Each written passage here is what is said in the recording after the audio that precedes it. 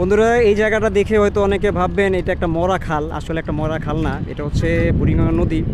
একটা সময় ছিল এই জায়গাটা কিন্তু আপনার পানিতে পানিতে থই থই ছিল। এক পাশ থেকে আরেক পাশ কিন্তু মানুষ আসতো নৌকা দিয়ে, ছোট ছোট নৌকা ছিল, সাঁকো নৌকাগুলো।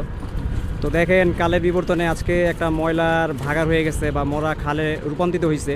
আর পাশে কিন্তু উন্নয়নের ছোঁয়া লাগছে। এখানে কিন্তু বড় একটা ব্রিজ হচ্ছে। তো এই হচ্ছে এই এলাকার অবস্থা।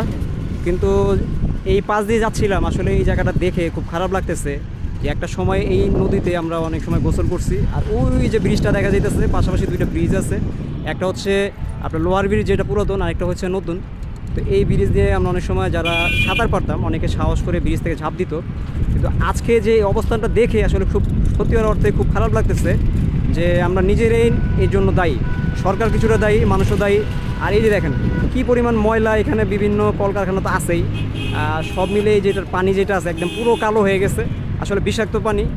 তো আসলে সত্যিকার অর্থে আমরা নিজের এই জন্য দায়ী। আর এই জায়গাটা দেখে খুব খারাপ লাগতেছে বন্ধুরা। দেখেন যদি সরকার যদি কোনো ওরকম দায়িত্ব নেয় এটাকে আবার পুনরায় ওইভাবে করার, আসলে পুনরায় হয়তো হবে না।